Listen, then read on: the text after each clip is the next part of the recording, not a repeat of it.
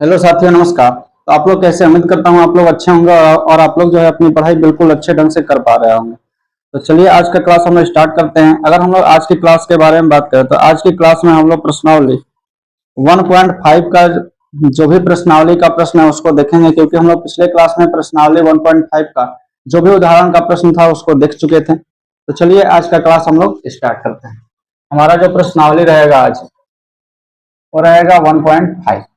ठीक है, देखिए इसका पहले प्रश्न में बोला जा रहा है कि बताइए नीचे दी गई संख्या में कौन कौन अपरिमेय है और कौन कौन परिमेय है। ठीक है, परिमेय और अपरिमेय संख्याओं का हम लोग को चुनाव करना है। तो सबसे पहले हम लोग जो है यहाँ पे संख्याएं लिख लेते हैं। यहाँ पे 1 नंबर हमारा प्रश्न है, इसमें परिमेय अपरिमेय की जांच करना है, जिसमें हमारा पहला जो प्रश्न है वो है 2 माइनस का रूट 5। 2 माइनस का रूट 5 इसको बताना है कि परिमेय है या अपरिमेय है। कारण नहीं बताना है, केवल आप लोग को बता देना है कि ये अपरिमेय है या परिमेय। अब यहाँ पे अगला जो प्रश्न है वो 3 प्लस का रूट 23 है। ठीक है, अब माइनस का कोष्टक के बाहर यहाँ पे अंदर रूट में 23 दिया गया। ये हमारा दूसरा प्रश्न है। सबसे पहले इसको देख लेते हैं। देखिए अगर इसके बारे में बात करें तो यहाँ पे एक परिमेय संख्या हम लोग को दिया गया है। 2 के बारे में बात करें तो उसके बटे में 1 दे सकते हैं, यानी कि उसको p/2 के रूप में हम लोग आसानी से लिख सकते हैं।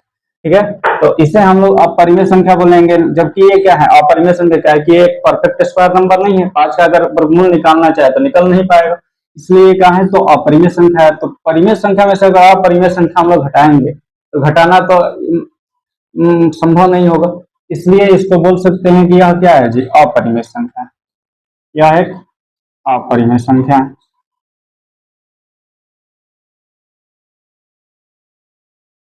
अपरिमेय संख्या, ये हमारा आंसर हो जाएगा इसका। इसमें अगर इसको सॉल्व करना चाहें तो यहाँ पे देखिए, यहाँ पे 3 प्लस का रूट 23 है। एक बार इसी को ऐसे ही लिख लेते हैं। अब यहाँ पे क्या है कि माइनस का रूट 23 है, इसको भी उतार लेते हैं एक बार। ये देखिए सेम टर्म जो है, एक अंदर रूट का 23 एक बार प्लस में है एक बार माइनस में है, तो ये 0 हो जाएगा। ठीक है, अब यहाँ पे हमारे पास केवल बचा है 3। तो ये 3 क्या है, 3 को p/q के रूप में आसानी से 3/1 के रूप में हम लोग लिख सकते हैं। ये बोल सकते हैं हम लोग कि यह एक परिमेय संख्या है। यह क्या है जी, तो परिमेय संख्या है। यह हो जाएगा हमारा उत्तर। आगे बढ़ते हैं, 3 नंबर प्रश्न देख लेते हैं। 3 नंबर प्रश्न जो है उसमें है 2√7/7। 2√7/7। यहाँ से √7 और √7 एक हर में है, एक अंश में है, एक बार में इसको घटा सकते हैं हम लोग। तो यहाँ पे बचा 7 में 2 में अगर 1 से मल्टीप्लाई करेंगे तो 2 ही होगा, और यहाँ पे 7 से कम 7 ही हो जाएगा, यानी कि 2/7। इसको ये तो कोई भी ऐसा टर्म नहीं दिख रहा है कि जो अपरिमेय हो, तो इसी p/q के रूप में भी लिखा गया है, यानी कि हम लोग इसको बोल सकते हैं कि यह जो है परिमेय संख्या है। परिमेय संख्या है, ये हो जाएगा उत्तर हमारा। अब हम लोग 4 नंबर प्रश्न देख लेते हैं। 4 नंबर प्रश्न के बारे में बात करें तो हमारा जो 4 नंबर प्रश्न है वो दिया गया है 1/√2। 1/√2। ये देखिए, ये हमारा जो टर्म है, यह बटा में जो टर्म दिया गया है वो जो है एक अपरिमेय संख्या। तो अपरिमेय संख्या में, अपरिमेय संख्या से अगर किसी भी परिमेय संख्या में भाग दिया जाए तो वह एक परिमेय संख्या ही प्राप्त होता है हमारे पास। तो इसलिए यह क्या है जी, तो अपरिमेय संख्या है। अपरिमेय संख्या है। ठीक है, 5वां नंबर प्रश्न देख लेते हैं। 5वां नंबर प्रश्न जो है पहला का वो है 2 पाई। 2 पाई, हम लोग पाई के बारे में जानते हैं कि यह एक अपरिमेय संख्या है। अगर अपरिमेय संख्या के साथ परिमेय संख्या का अगर गुणा किया जाए तो यहाँ पे यह भी क्या हो जाएगा, अपरिमेय संख्या ही हम लोग के पास प्राप्त होगी। अपरिमेय संख्या। ठीक है, तो उम्मीद करता हूँ आप लोग हमारी बातें समझ पाए होंगे। आप लोग जो इसको नोट डाउन कर सकते हैं। अब इसको हम इरेज कर देते हैं और आगे और इसका अगला प्रश्न जो है उसको देख लेते हैं। हम लोग हटा देते हैं।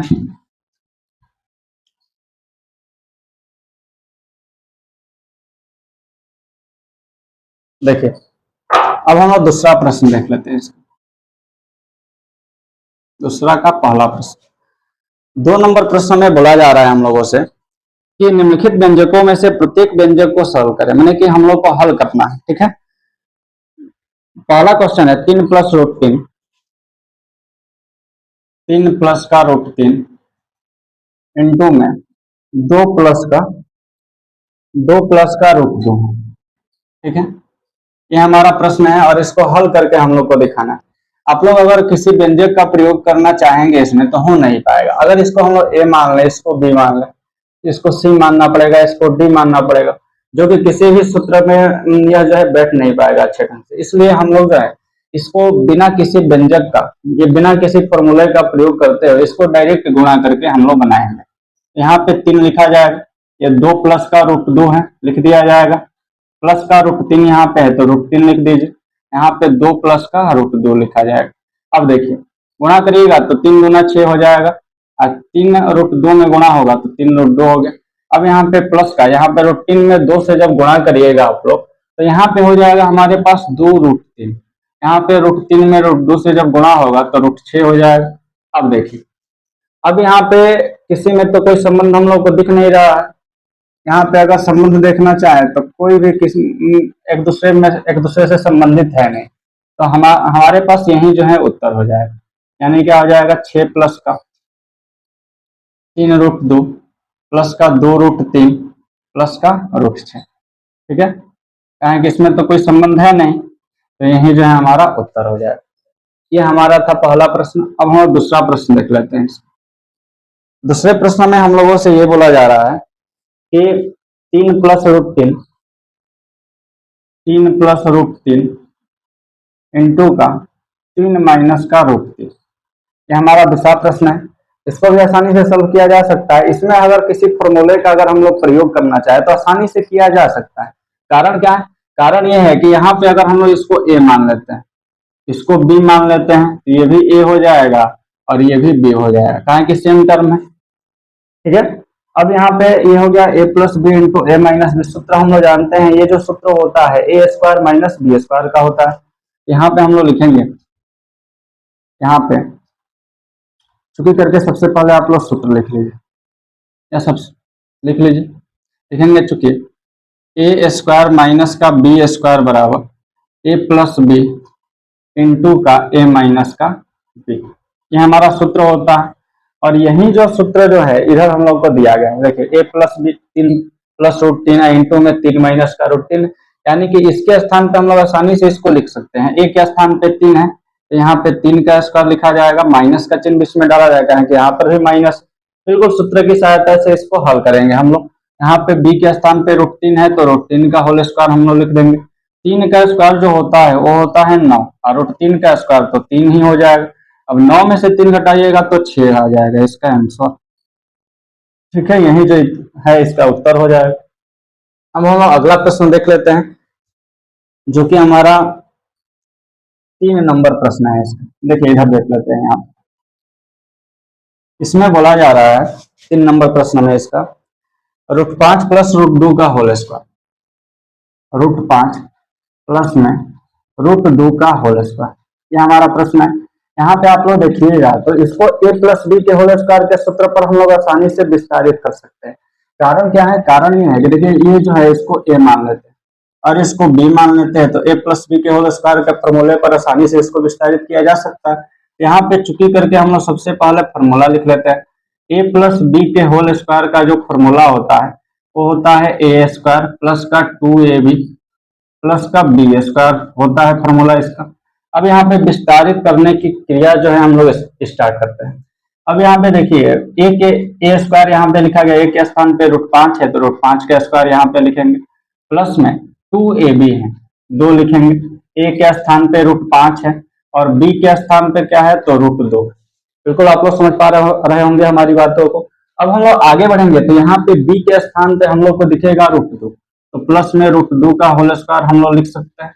अब हम लोग जब आगे बढ़ेंगे तो यहाँ पे √5 का स्क्वायर लिखेंगे तो 5 हो जाएगा, प्लस में यहाँ पे देखिए 2, यहाँ पे देखिए √5 में √2 से जब गुणा होगा तो यहाँ पे आ जाएगा 2 √2 10 आ जाएगा। ठीक है, अब प्लस में √2 का स्क्वायर तो 2 हो जाएगा। अब यहाँ पे इन दोनों में देख पा रहे हैं कि ये जो है रूट के बाहर है, ये भी रूट के बाहर है, दोनों को एक साथ जो है जोड़ा जा सकता है। तो यहाँ पे 5 में जो 2 जोड़ेंगे तो यहाँ पे 7 हो जाएगा, प्लस में 2 रूट का 10 हो जाएगा। यही जो है हमारा आंसर हो जाएगा। ठीक है, अब हम इसका अगला प्रश्न देख लेते हैं, जो कि हमारा इसका चौथा नंबर प्रश्न है। ठीक है, ये भी आसान सा एक प्रश्न है। देखिए, इसमें √5 माइनस का √2, √5 माइनस का अंडर √2, फिर इंटू में दिया गया है √5 प्लस का √2। ठीक है, ये भी हम लोग देख पा रहे हैं। अगर इसको a मान लें, हम लोग इसको b मान लें, तो ये भी a हो जाएगा और ये भी b हो जाएगा। यहाँ पे फिर से एक बार वही फॉर्मूला, ये वाला फॉर्मूला जो है यहाँ पे दिखेगा। इसके माध्यम से हम लोग इसको क्या कर सकते हैं, शॉर्ट कर सकते हैं, यानी कि छोटा कर सकते हैं हम लोग। तो यहाँ पे सबसे पहले हम लोग फॉर्मूला लिखेंगे, क्योंकि a स्क्वायर माइनस का b स्क्वायर बराबर a प्लस का b। यहाँ पे देखिए a प्लस बी बाद में लिखा है, माइनस बी पहले लिखा है, तो उससे लोड नहीं लेना। कहें कि हम लोग 2 में 3 से गुणा करें या 3 से 2 में गुणा करें, दोनों परिस्थिति में सेम आंसर आएगा। इंटू में क्या हो जाएगा, a माइनस का b हो जाएगा। अब हम लोग आगे बढ़ जाते हैं, आगे बढ़ेंगे तो यहाँ पे a स्क्वायर और माइनस बी स्क्वायर के रूप में इसको छोटा कर सकते हैं हम लोग। यहाँ पे √5 का होल स्क्वायर हो जाएगा, माइनस में √2 का होल स्क्वायर हो जाएगा। √5 का होल स्क्वायर 5 होता है और √2 का होल स्क्वायर तो 2 होता है। 5 में से 2 हम लोग हटाएंगे तो यहाँ पे बचेगा हमारे पास 3। यही जो है हमारा उत्तर हो जाएगा। ठीक है, उम्मीद करता हूँ आप लोग यहाँ तक की बातें अच्छे ढंग से समझ पाए होंगे।